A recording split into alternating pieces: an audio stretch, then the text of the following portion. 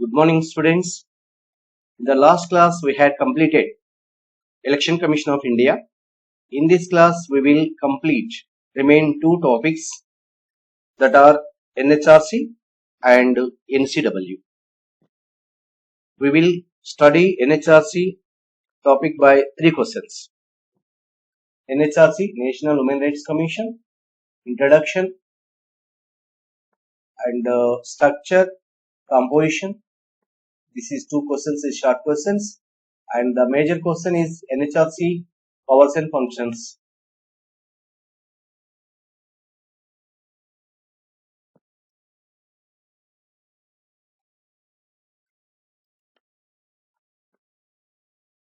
Question number 1. Write a short note on NHRC. Answer. Introduction. National Human Rights Commission is an independent statutory body established on 12th October 1993 as per provisions of Protection of Human Rights Act 1993.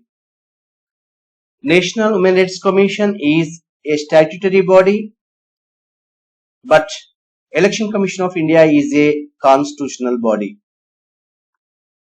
Now we will understand the differences between constitutional body and statutory body. Constitutional bodies derive their authority directly from the Constitution. Examples of constitutional bodies. Number 1, ECI, Election Commission of India. Number 2, UPSC, Union Public Service Commission. Article 312 of Indian Constitution gives power to UPSC for conducting civil services examination for the recruiting IAS and IPS officers. Finance Commission of India. The Finance Commission of India, we discussed this topic in Unit 4. And fourth one, National Commission for Scheduled Caste, National Commission for Scheduled Tribes, and etc. These are some examples of constitutional bodies. Next point, it is very tough to remove constitutional bodies because it requires amendment of Constitution. Hence, constitutional bodies are very powerful. Next, statutory body. A statutory body is one that derives its existence and authority from a statute. Statute means law. Statutory bodies derive their power from laws made by Parliament.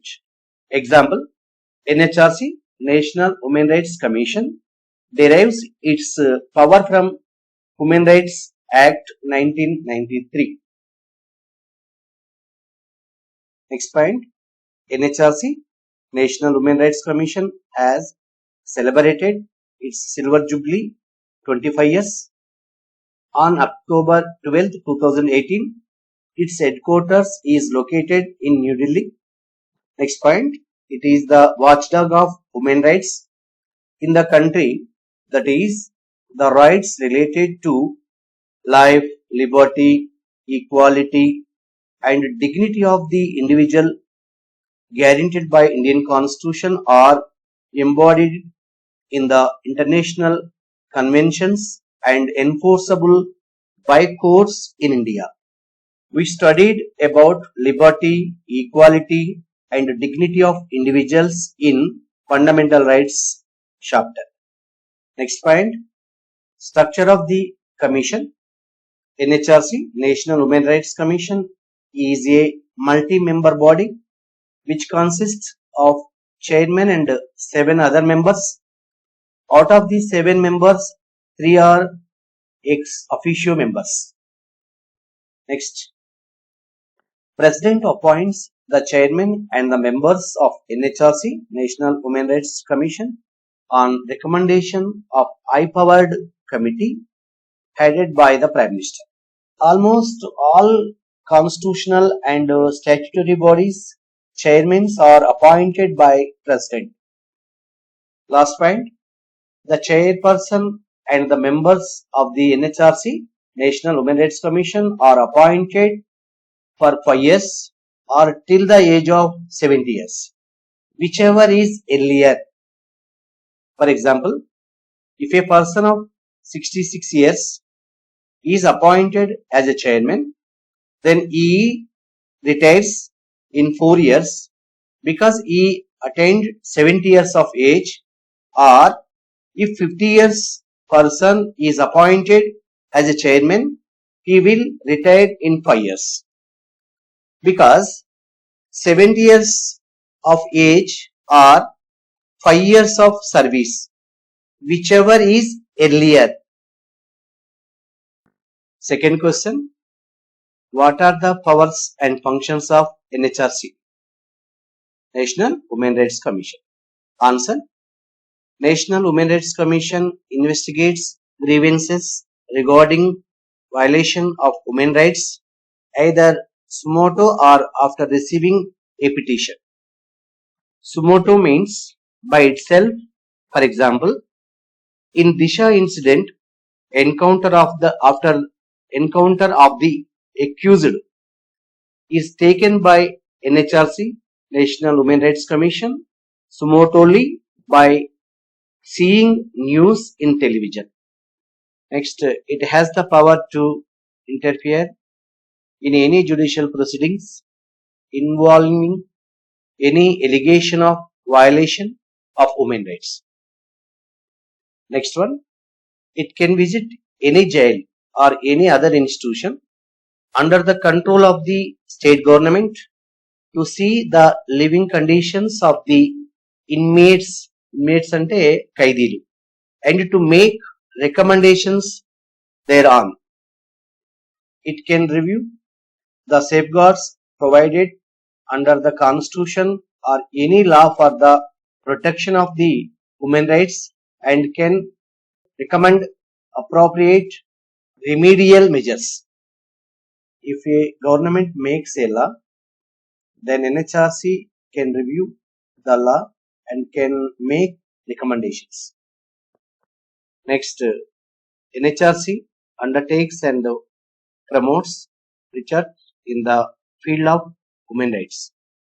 NHRC works to spread human rights literacy among various sections of the society and promotes awareness of the safeguards available for the protection of these rights through publications, media, seminars, and other means.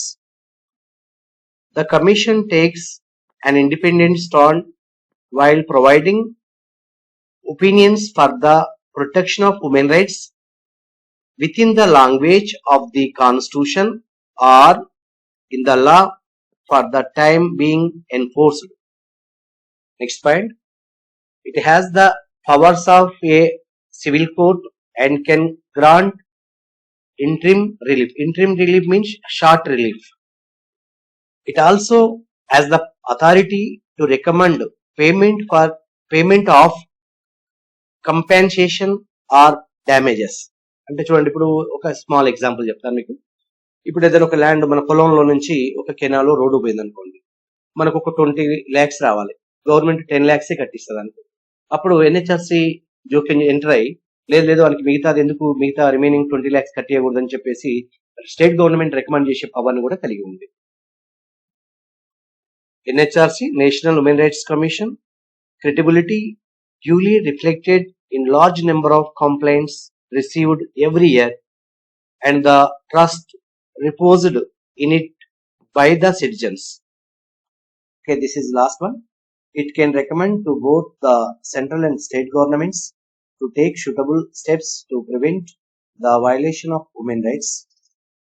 NHRC submits annual report to the President of India. President presents this annual report to the both houses of Parliament. The last topic of Unit 5, National Commission for Women. We will study this topic by 3 questions. Question number 1, Introduction. 2. Composition. 3. Powers and functions. Question number 1. Write a short note on National Commission for Women. Answer. The National Commission for Women is a statutory body established in 31st January 1992 under the National Commission for Women Act 1990. Statutory body is also known as legislative body. Statutory body derives its powers and functions from a law made by Parliament. National Commission for Women derives its powers and functions from National Commission for Women Act 1990. This body was established to review the constitutional and legal safeguards for women. Next one, it recommends the remedial legislative measures, finding solutions to problems, and advises the government on all policy matters affecting women. Next point, it enjoys all the powers of a civil court. This commission takes into account the issue and concerns of women community and advises for the authentic solution of all the problems they face. This commission gives moral and legal support to the depressed women. Second question, what is the composition of National Commission for Women? Answer, the commission consists of minimum number of members, which includes a chairperson, a member secretary, and other 5 members. Central government nominates chairperson, other 5 members, and a member secretary. This point is important because Election Commission of India and NHRC chairman is appointed by President, but chairman of National Commission for Women is nominated by central government. Third question, what are the powers and functions of National Commission for Women?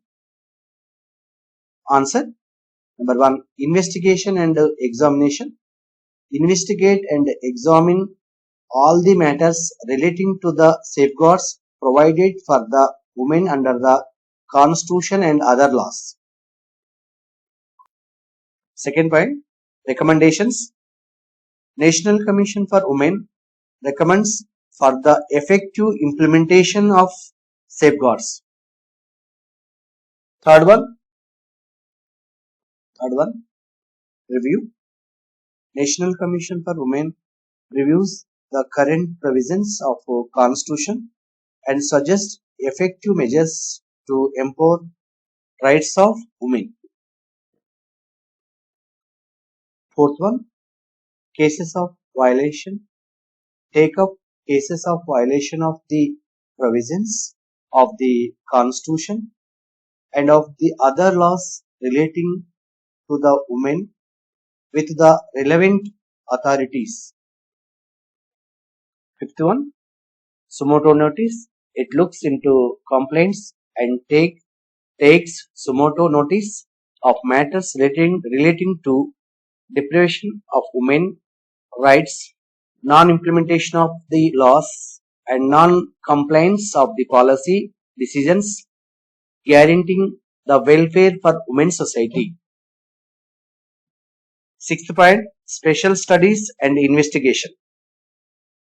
The other powers and functions are research, participation, evaluation, inspection, funding, and reporting.